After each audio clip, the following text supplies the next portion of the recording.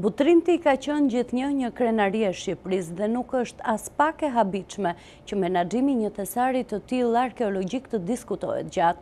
Qyteti vjetër antik prej 2 vitesh është pjesë e debateve publike, po aq sa edhe e tavolinave të punës akademikëve apo terrenit arkeologjik të kërkuesve. Ka përfshirë politikën përmes planit të ri të menaxhimit, ekonominë përmes turizmit, infrastrukturën përmes ndërtimeve, historianët, arkeologët dhe kërkuesit shkencor për hir të identitetit kombëtar. Po çfarë ka ndodhur me Butrintin më herët dhe çfarë pritet të ndodhë?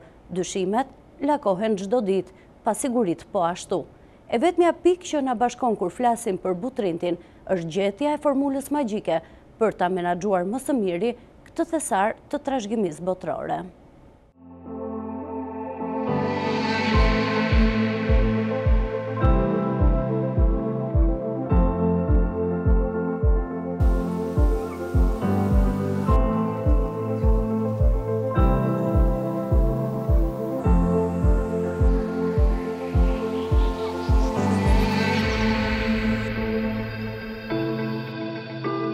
I banuar që nga periudha prehistorike, Butrinti ka qenë në të shkuarën një koloni greke, një qytet romak dhe një Dioqes Beshkopi, shkruajnë disa historianë.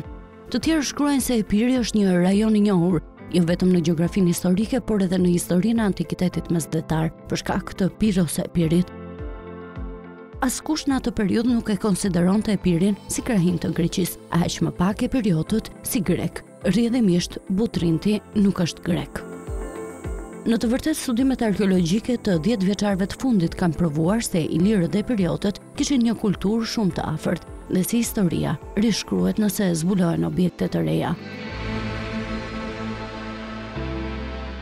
Qyteti shënoi një periudhë lullëzimi gjatë kohës bizantine dhe u bë pjesë e influencës veneciane për 4 shekuj, çka po ashtu la gjurmët e veta. Sot, diçka e di me siguri, se Butrinti është një thesar i historisë së mesdheut që prezanton uljet e ngritjet e perandorive të mëdha që kanë mbizotruar në rajon. Parku kombëtar i Butrintit është në pjesën më jugore të Shqipërisë, e 18 kilometra larg qytetit të Sarandës. Është një nga parqet kryesore arkeologjike në vendin tonë, në të bëhet pjesë liqeni, këneta, moçalet, po ashtu edhe 1200 lloje specie të ndryshme, si kafshësh, po ashtu edhe bimësh, një pasuri e madhe natyrore dhe kulturore e Shqipërisë.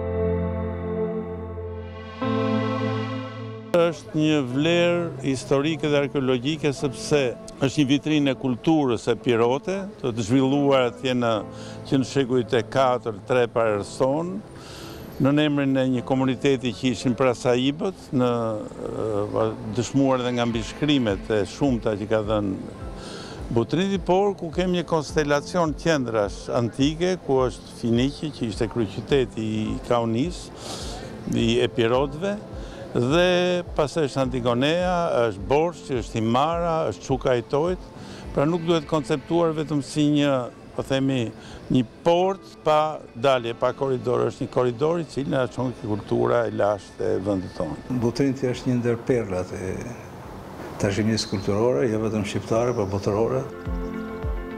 Grupet e turistëve dhe akademikëve, historianëve, por edhe kërkuesve shkencor nuk i gjejmë vetëm sot në Butrint.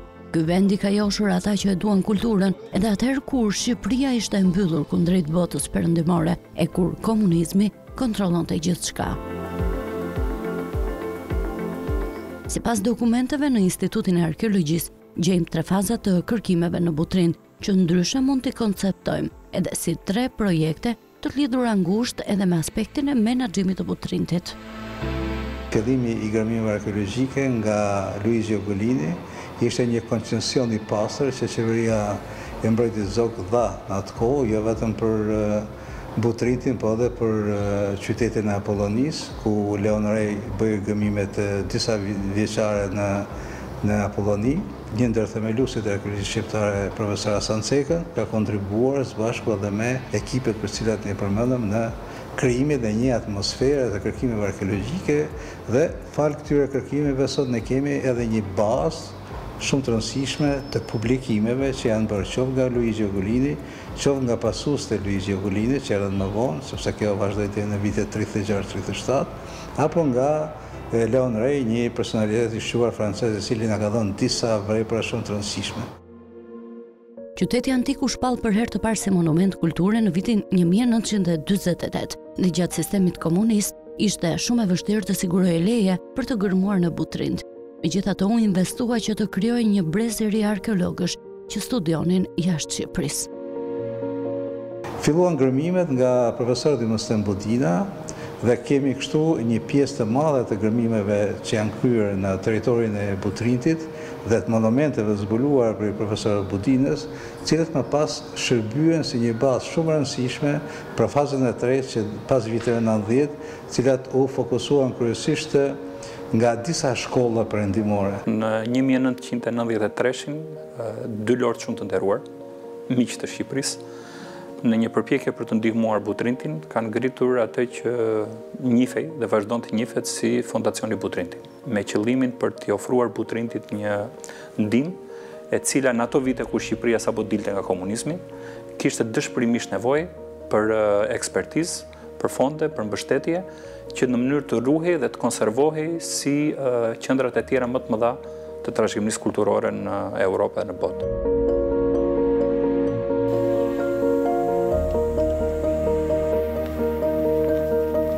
Do t'ishte viti 1992, kur UNESCO hapi dyert për Parkun Kombëtar të Butrindit. Pasi studiues të shumt, po pa diskutim edhe arkeolog të ndryshëm, u joshën nga Shqipëria e hapur pas sistemit komunist, për të mbërritur pikërisht në Parkun Kombëtar të Butrindit, ashtu sikurse kemi mbërritur edhe ne sot.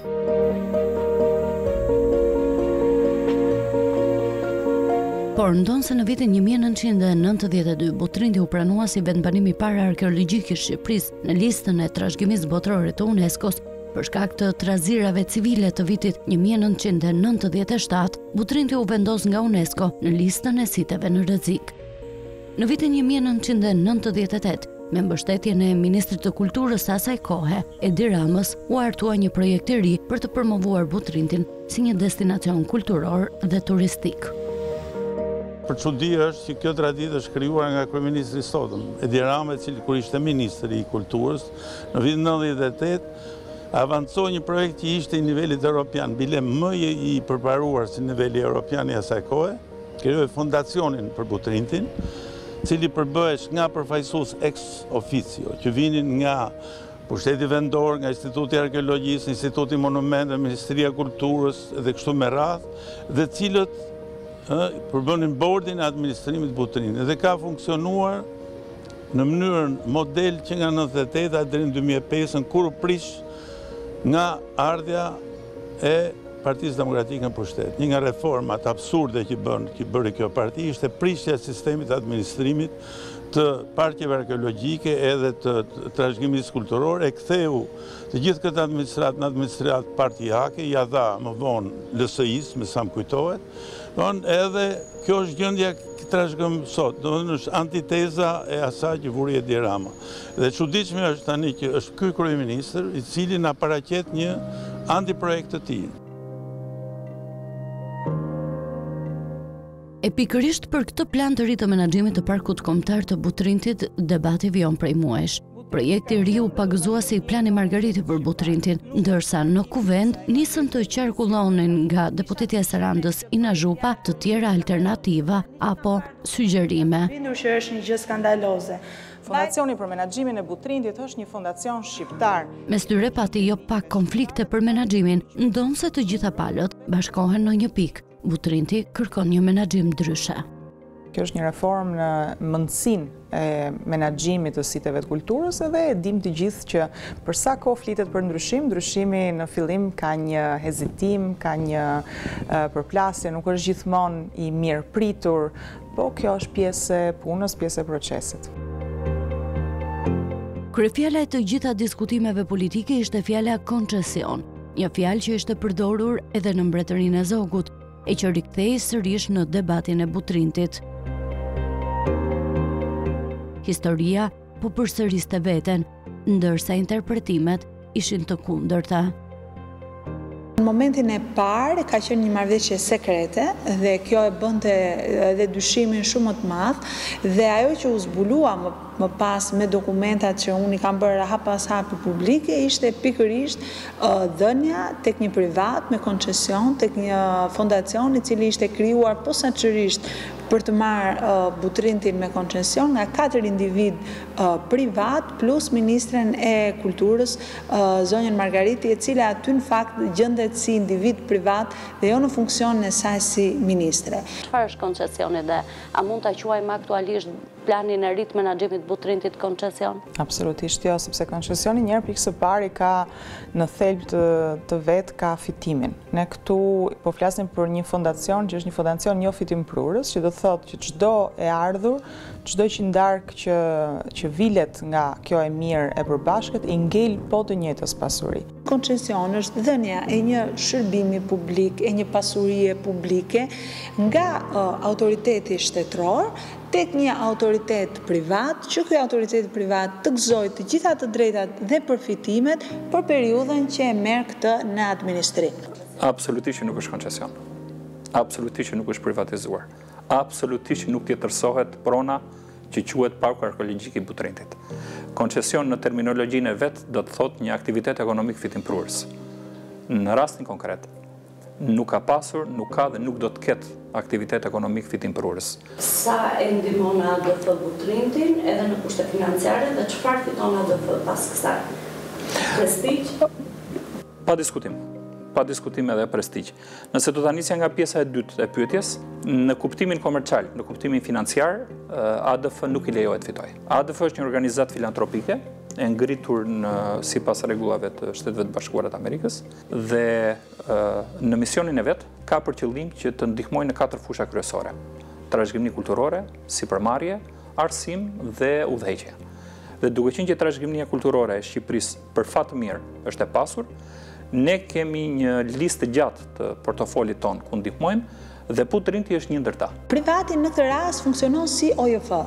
Dhe si çdo OJF tjetër, ata kanë të drejtën e tyre ligjore që të mos auditohen nga kontrolli i lartë i shtetit, sepse nuk është organ shtetëror. Sa mblidhen, sa harxhohen, po dhe si harxhohen dhe ku harxhohen, sepse ti atje edhe do ndërtosh, do marrësh kontrata të tjera me palë të treta, të gjitha këto do t'i menaxhojë fondacioni dhe pa lidhje llogaridhënie me publikun shqiptar, apo me institucionet shqiptare të auditimit, siç është kontrolli i lartë i shtetit.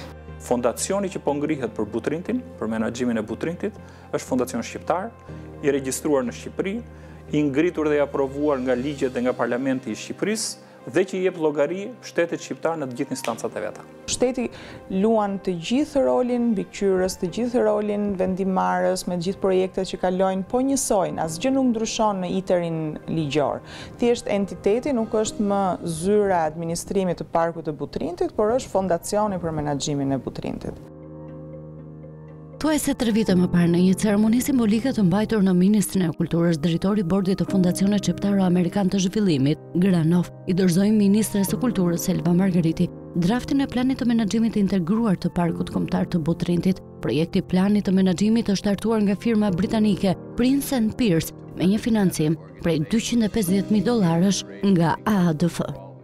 Ishte e pamundur që ta realizonte vetë shteti nga ana financiare, po themi duhej patjetër bashkëpunimi me Fondin Amerikan të Zhvillimit? Nuk është se nuk do të kishim arritur ta arrinim vetë, por pikpyetja që ndronte se kur do të kishim arritur ta bënim vetë. Pra procesi do kishte qenë shumë i gjatë. Mund të themi që jemi të hapur edhe për donatorë të tjerë që do duan që të kontribuojnë në Butrind. Ky do të ishte modeli i suksesit i Butrintit. Ne kemi arritur të kemi pak më shumë se $2 milion në arkën e Butrintit, po për një periudhë të gjatë, pra themi për gati 10 vjet, me ndërhyrjet që bëhen, sepse nuk ka vetëm të ardhur, apo ka dhe shpenzime. Programe mirëmbajtje, restaurimi, investime të ndryshme të cilat ndihmojnë në aksesin e vizitorëve dhe lehtësimin e vizitueshmërisë së tyre në Parkun Kombëtar të Butrindit. Këtu përmendim përmirësime në infrastrukturën e itinerarit kryesor të Butrindit. Gjithashtu kemi bërë restaurime të ndryshme, pra skenë teatrit, apo vendosja e disa investimet të tjera siç janë investimet e tualeteve sipër në zonën e Kalas, apo pastrimi i vegjetacionit në zonën e Kalivos. Pra janë bërë një sër investimesh në këto vite, të cilat e kanë ndihmuar Butrindin të arrijë një shkallë më të lartë standardi. Në korrik të vitit 1999, Ministria e Kulturës aplikon në UNESCO për zërimin e sipërfaqes së sitit, i cili miratohet dhe një vit më vonë, Butrindi shpallet park kombëtar në mbrojtje të shtetit, ndërsa në UNESCO zyrtarisht sipërfaqja u zgjerua. Sot kjo hapësirë po ngushtohet, një tjetër shqetësim që shoqëron ndryshimet në Butrind. Parku Kombëtar i Butrindit ndahet në disa zona, të cilat janë zonat natyrore dhe zona arkeologjike. Ne këtu jemi në zemrën e Butrindit, që është zona A3. Pra është qyteti antik i Butrindit, si dhe zona membre, pra zona UNESCO është zona A3. Plani menaxhimit Butrindit, ai integruar, i bërë nga Fondacioni ADF, i kishte të dyja pjesët. Edhe pjesën e parkut natyror kombëtar, edhe pjesën e qytetit antik. Ndërkohë, koncensioni ka vetëm zonën A, zona 3, në fakt, qytetin antik, dhe ata nuk marrin me koncesion, pra dhe nuk marrin përgjegjësi për pjesën e parkut natyror, e cila nuk janë fakt fitime dhe ka nevojë më shumë për shpenzime, por marrin vetëm pjesën e biletarisë, për pjesën e qytetit antik. Parku Kombëtar i Butrindit është diku te 8600 hektar, në mos gaboj. Në fakt, nga këto vetëm 2500 hektar është ajo që njihet si zona UNESCO-s, më së shumti, dhe kjo zonë nuk preket. Është hequr ajo pjesë që përfshin Ksamili. Nga informacioni që kemi marrë nga qeveria shqiptare, por dhe nga institucionet e UNESCO-s, ICOMOS, ICROM, heqja e asaj zone në fakt i shërben mbrojtjes së parkut të Butrindit, sepse intensiteti dhe volumi i ndërtimeve në Ksamil janë të tilla që nuk e justifikojnë më atë ta quajnë si një zonë të mbrojtur mjedisore. Për këtë arsye, është vendosur që ajo të hiqet, me qëllim që të mos lejohet vazhdimi i atij intensiteti, ose po t'ju huazoja termin, atij virusi apo sëmundje, që ndërtimi të shtyej edhe më tej dhe të kafshonte akoma më shumë Parkun Kombëtar të Butrindit. Çështja e ndërtimeve pa leje që kemi trashëguar ndër vite sjell edhe dyshimet për ndonjë plan tjetër urbanistik. Në fund të janarit të këtij viti 2022-shit, këta kanë hequr 800 hektar nga zona e mbrojtur.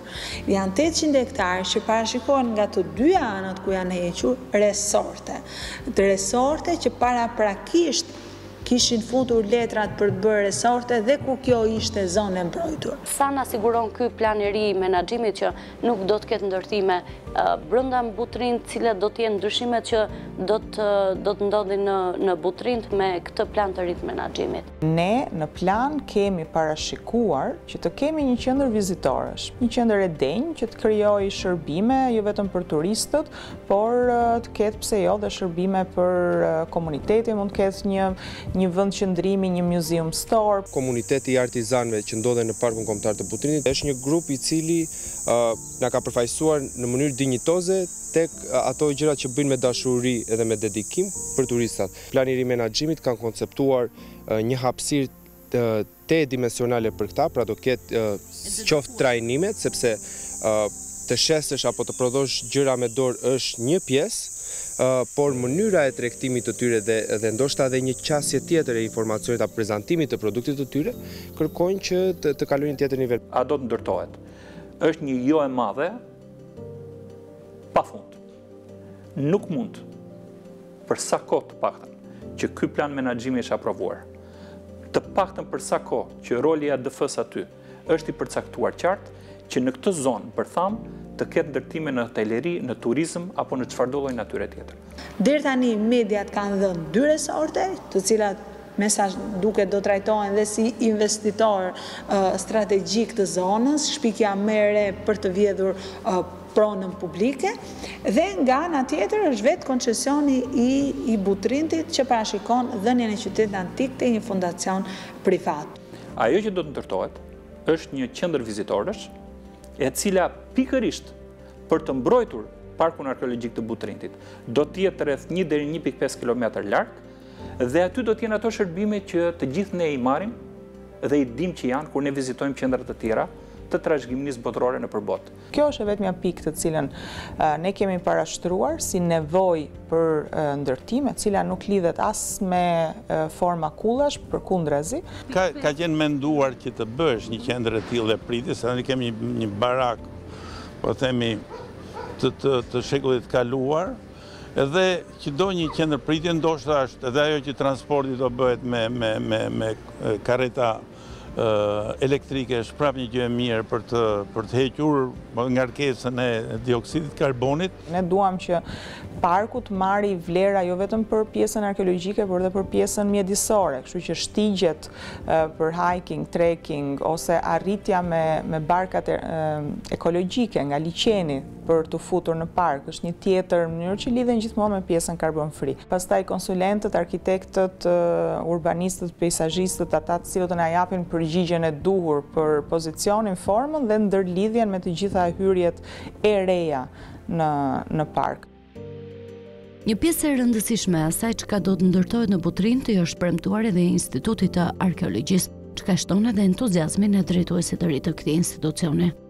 Atje do të ndërtohet një qendër shkencore, cilën më së shumti do ta drejtojë Instituti i Arkeologjisë. Krijimi i një Butrinti Research Group, që është kjo pjesë, po themi, fundore e një konsultimi, një dialogimi, e një ndarje idesh me ekspertët, dhe ka qenë kërkesë e tyre që të kthej ky grup, të kthej kjo bërtham shkencore kërkimore.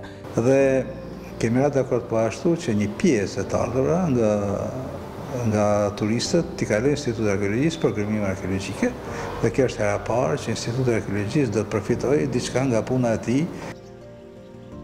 Pjesë e debatit publik është bërë edhe pyetja, me kë është konsultuar ky plan i ri i menaxhimit të parkut kombëtar të Butrintit. Ashtu siç ndodh gjithmonë kur duhet kalojmë një vendim Këshillit të Ministrave, konsultimi bëhet në faqet zyrtare, në kanalet zyrtare. Patjetër që ka pasur një komunikim të gjatë me Institutin e Arkeologjisë, pra pjesa, po themi, akademike dhe pjesa e ekspertëve të fushës. Përfaqësia për mua më e lartë në vend e arkeologëve. Jo vetëm këtë rast, por në çdo rast tjetër ne jemi pjesë e diskutimeve që bëhen. Mënyra pastaj se sa dëgjohemi ne dhe sa dëgjohet dikush tjetër është tjetër problem. Po për ta thirrë, ne jemi thirrë.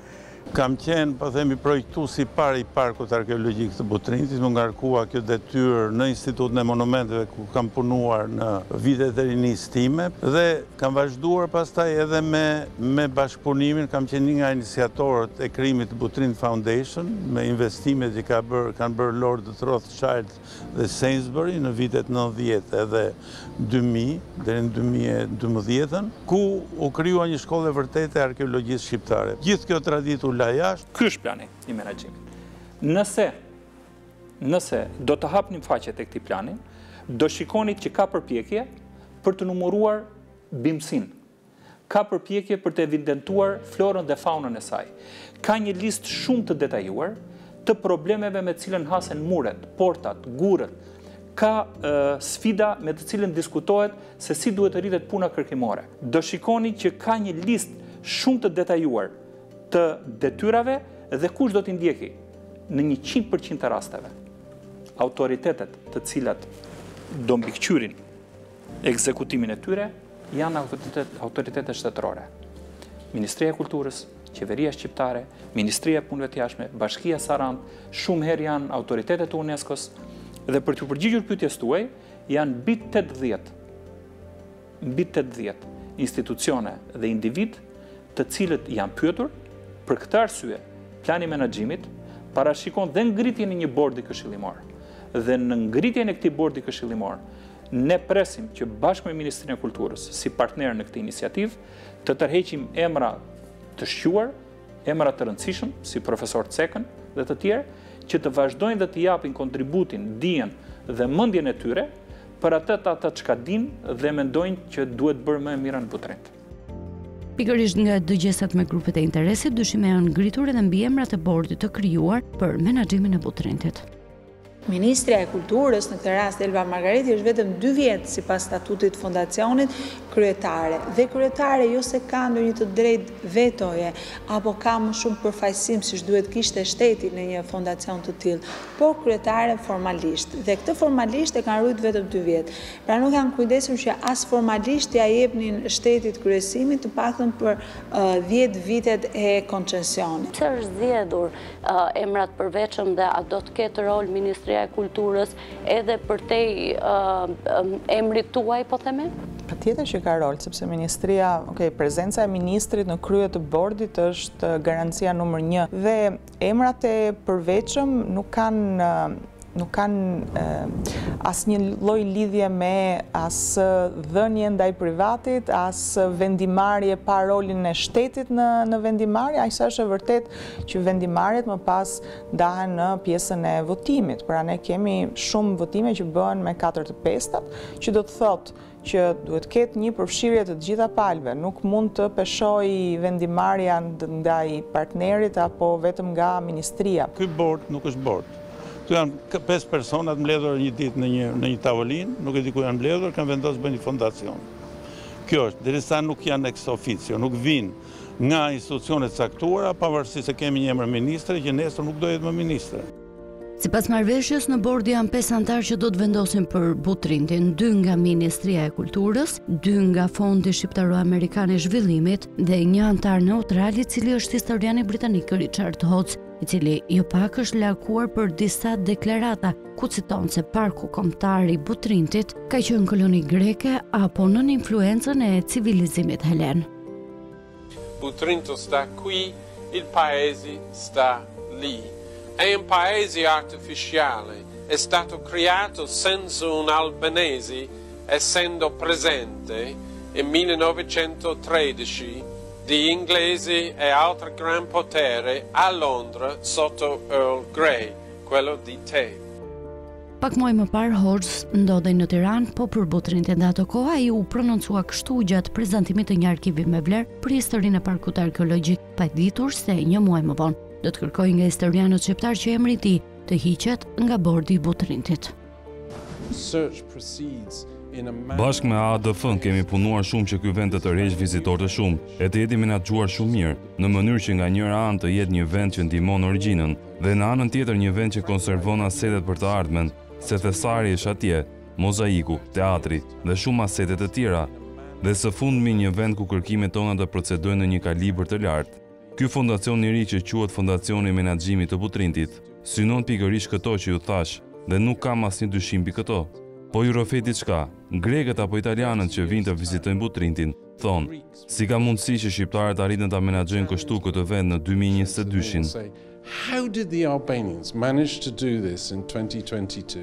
Çfarë garancie ka mund që gërmimet që do të bëjnë atje nuk do të tjetërsohen dhe të quhet atje si një tokë greke, si një koloni greke apo edhe të vendeve tjera, dhe dyshimet shtohen më shumë kur bëhet fjalë se një antar i bordit që këta kanë vendosur sot, Richard Hodgesi, në studimet e tij, por dhe në planin e menaxhimit Butrindit, e quan Butrindin vend i një kolonie greke. Dhe ky zotëri përfaqëson shtetin shqiptar sipas ministres së kulturës dhe është përfaqësues i interesave tona, ndërkohë që ai është një studius privat që ka ident e veta që janë filogreke dhe e trajton Butrindin si grek, por edhe Sarandën arrin ta trajtojë si grek. Kemi dalë në botë, le të themi. Kemi kërkuar kush janë emrat më të shquar, emrat që kanë histori, emrat që kanë fuqi të ngrenë fonde, emrat që e njohin Butrindin, që kujdesen për të, dhe emrat që mund të sjellin kontribut me atë njohuri që kanë. Ka qenë një listë prej 5-6 emrash, të gjithë zonja dhe zotërinj nga më të shquarit në botë, dhe i është propozuar Ministrisë Kulturës kjo listë. Është vendosur zoti Hodges për shkak të një historie shumë të gjatë që ai ka me Butrindin, për shkak të një kontributi të jashtëzakonshëm që ai ka luajtur gjatë këtyre 30 viteve të fundit për të trajnuar dhe kualifikuar arkeolog shqiptar, për të sjellë në vëmendje në hartën botërore Butrindin, dhe natyrisht është gjykuar nga Ministria e Kulturës, dhe ne kemi pranuar pas një hezitim, si një emër i cili do t'i shtonte vlerë me praninë e tij në bord. E them me plot gojën se është një ndër specialistët dhe profesorat më të aftë, me nivelin më të lartë, mjaft i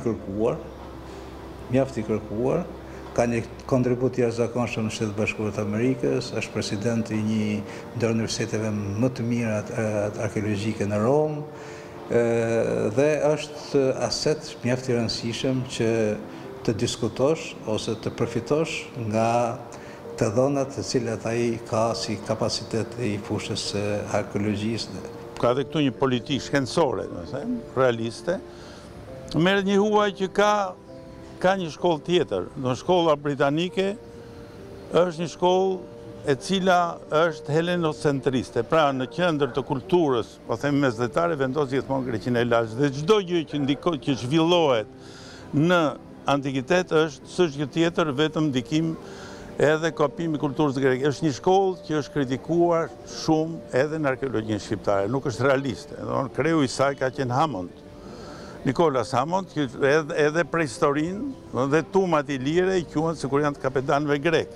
Pra, kjo shkollë helenocentriste nuk ka punë në Butrind. Butrinti është Epirot, është Kaon, nuk është grek, po të ishte grek do e kishim thënë. Kolonitë greke janë të shënuara qartësisht në antikitet është Apollonia edhe Dyrahu, dhe ne nuk kemi thënë kur që ato janë ilire, janë greke, po janë pjesë e kulturës tonë, i kemi trajtuar si pjesë të zhvilluar në territori, në kulturën e përgjithshme të antikitetit ilirë. Profesor, ka një periudhë të cilën ai studion që lidhet me mesjetën e hershme, jo vetëm shqiptare, në përgjithësi, dhe është ndër suportuesit dhe krijuesit e një ndër laboratorëve më të mira që ka patur në herë Universiteti Sienës, me Frankovicin, një mik tjetër i tij, dhe kanë arritur që të kapin shenja të cilat janë mjaft rëndësishme në historinë evropiane, që të futen dhe të sqarojnë disa nga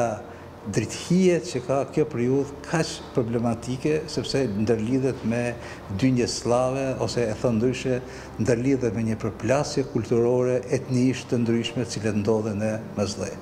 Në qoftë se ne vazhdojmë këtë shkollë, ku edhe në plan e menaxhimit Butrindi konsiderohet koloni greke, që është një gabim shkencor rreth parë, po është dhe një deformim politik në të gjitha kuptimet e fjalës, edhe për rastin kur arkeologjia shpeshherë i shërben tezave të caktuara politike, tezave po them të megaloides, përdoret gjithësisht nga arkeologjia, nga një pjesë e arkeologëve grek, teza se Greqia antike ka qenë deri në shkumbin, dhe kjo është pjesë e kësaj ideje, dhe kjo mund të përcaktojë edhe orientimin e studimeve të ardhme.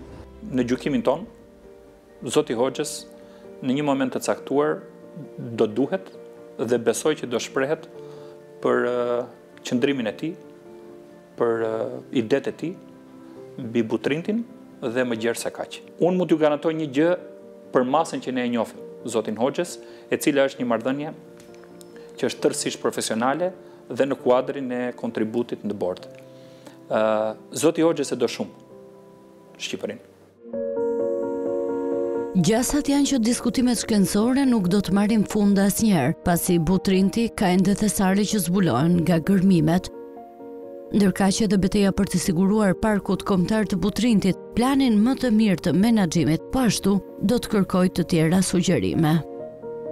Na hapet rruga për ta çuar në gjykatën kushtetuese faktin se është shkelur kushtetuta e këtij vendi në të paktën 6 nene të saj, dhe kjo do të ishte betejë jonë e radhës, dhe nëse kanë vullnet për të bërë ndryshime, propozimi im ka qenë, edhe këtë pastaj do ta bëj edhe juridikisht në momentin që shqyrtohet dekreti, është që ne të bënim një komision të posaçëm për menaxhimin e Butrindit me pjesëmarrje të barabartë edhe nga Partia Socialiste dhe nga Partia Demokratike, duke gjetë sistemin dhe modelin më të mirë të menaxhimit për pasurinë tonë kulturore.